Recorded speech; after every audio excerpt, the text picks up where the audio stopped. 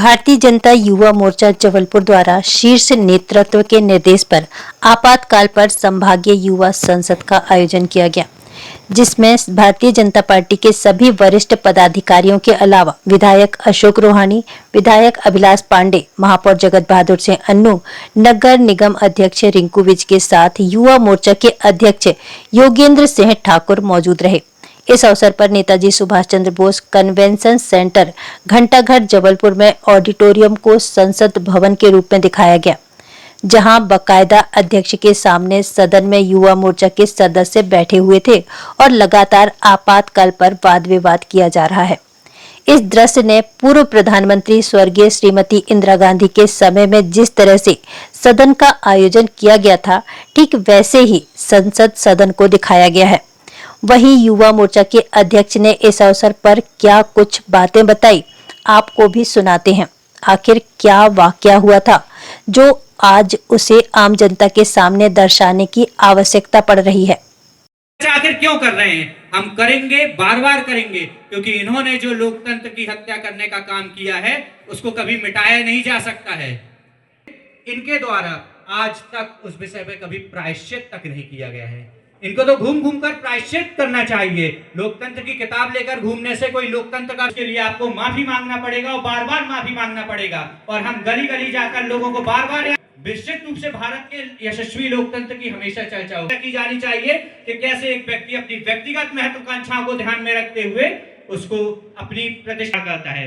माननीय अध्यक्ष जी, जब मैंने इस विषय पर आपातकाल की चर्चा के लिए सदन बुलाने का आप निवेदन किया, करने की कोशिश की गई। उनके द्वारा ये विषय रहा कि इसको संसद में क्यों किया जाए, क्यों ना किया जाए, जब इसी आजकल युवराज जो कि विपक्ष के नेताओं के साथ यहाँ गाहे बहाए संविधान की किताब लेकर यहाँ वहां दिखाते हुए घूम रहे हैं।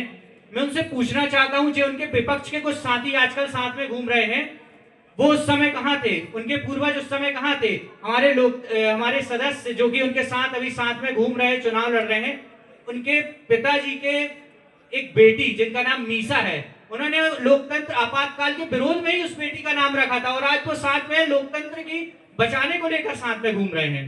माननीय अध्यक्ष जी, मैं इस विषय पर आपको कहना चाहूंगा कि लोकतंत्र की हत्या, प्रेस की स्वतंत्रता की गाहे बहाए विदेशों में जाकर आज आवाज उठाई जाती है।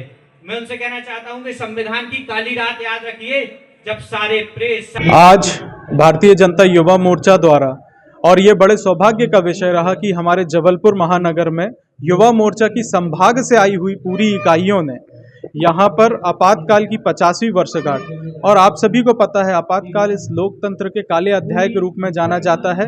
आपातकाल जब इंदिरा ये कहा करती थी कि India is Indira, Indira is India, ऐसे लोकतंत्र की हत्या के दिवस पर हमारी युवा संसद का आयोजन किया गया है। और युवा संसद में एक विषय ये लाया गया कि हमारे युवा सांसद ये पूछ रहे हैं कि आखिर देश के ऊपर ये कुठाराघात कैसे किया गया, इसकी आलोचना इस सदन के माध्यम से की जा रही है। सदन में ये विशेष सत्र आज बुलाया गया है और आप सभी ने देखा किस तरीके से अलग अलग जिलों से आए प्रतिभागियों ने इस आपातकाल के सत्र में अपनी सहभागिता की। कारावास देकर लोगों के साथ उनको प्रताड़ित करने का काम कांग्रेस ने किया है।